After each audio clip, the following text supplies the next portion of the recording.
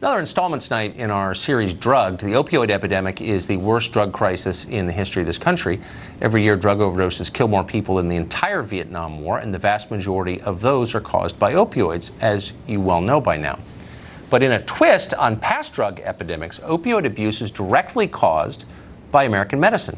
Huge quantities of opioid painkillers are prescribed every year, and that has created millions of addicts. Not everyone is convinced, though, that painkillers are to blame.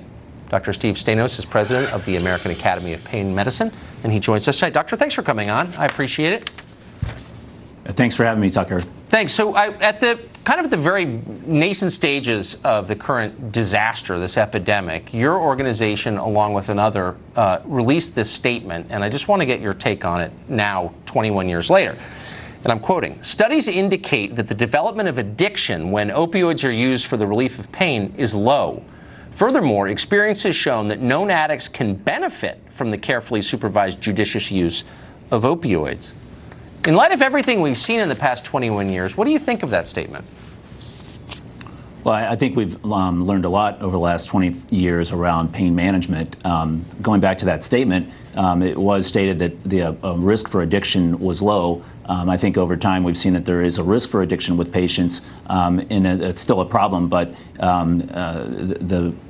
using medications with the wrong patients that develop an addiction problem or misusing the medicines can lead to all sorts of problems. But the studies more recently have shown that the risk of addiction from starting with pain, separate from having a substance abuse problem, is from at least 10% or a little higher than that. So it's low, but it's still significant. So we really need to be careful in who gets these medicines and deciding if these are effective therapies. I think what's important, Tucker, is that really pain management isn't synonymous with opioid management. You know, there's so many other options for our patients. If you take three steps back, here you have physicians who I think are almost universally trusted by people or trained to trust them. Their job is to heal us. Right. Basically telling people to take more opioids, and now we have tens of thousands of dead and whole communities destroyed, and the middle class life expectancy literally shrinking because of this. And it's like, oh, sorry, we were wrong. Wouldn't a more functional society punish people who said something like that? Well, I think the focus should obviously be on how do we assess who's effective for this treatment, what types of treatments could they benefit from. Like I explained, there's so many other options for patients, and maybe a small percentage of patients need to be on opioids as part of their treatment plan. But I'm not sure about accusing who was wrong or right. Well, I mean, really I guess that's why I'm saying this. So, I mean, there are all kinds of mistakes that people make, and you know, most of them are in good faith. But if the industry that makes the product is using physicians to convince other physicians and then the public to use more of the product, then I think it's fair to suspect there's a financial motivation. And I don't want to be a lefty about it, but I don't want to use the phrase greed is killing people, but it kind of looks like that a little bit, if you see what I mean. Again, I can't speak for what a pharmaceutical company might do. I would hope they would work in the interest of the patient. But again, I really think the discussion should be on how do we assess patients for pain management and understand that we have these other treatments for those patients.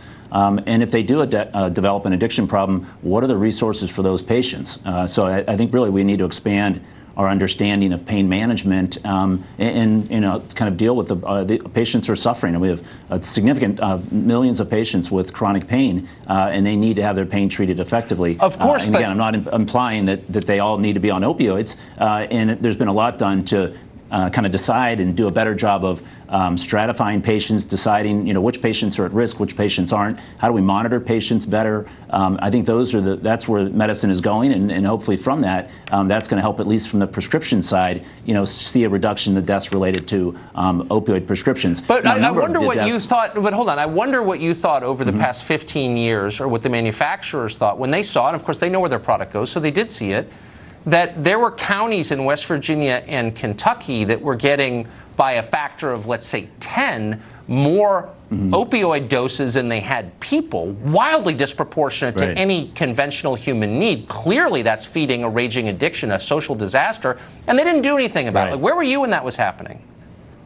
Well, I mean, I can't say for what was done in these smaller communities. I have to say that there was, in some cases, diversion of medicines. There were pill mills where physicians or bad apples were, prescribing knowingly that these medicines were going to be abused and misused. I can't support that. I don't think any physician would support that. But where were the manufacturers? No, but hold on. It was your group that helped convince physicians to be looser in their prescription of opioids. And of course, the manufacturers are getting, the Sackler family has gotten extremely rich on the Forbes list because of it. They knew this was happening, but they didn't do anything. And I don't understand why.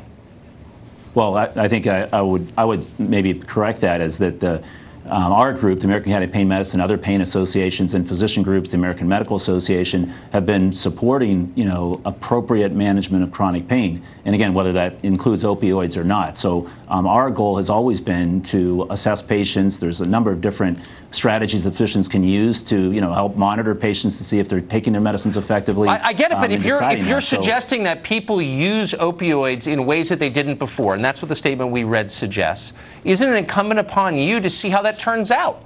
So you see, massive amounts of hydrocodone are going to some pharmacy in Florida or Wheeling, West Virginia. Don't you get on the phone with the federal government and say, whoa, whoa, whoa, there's something wrong here? But no one did that.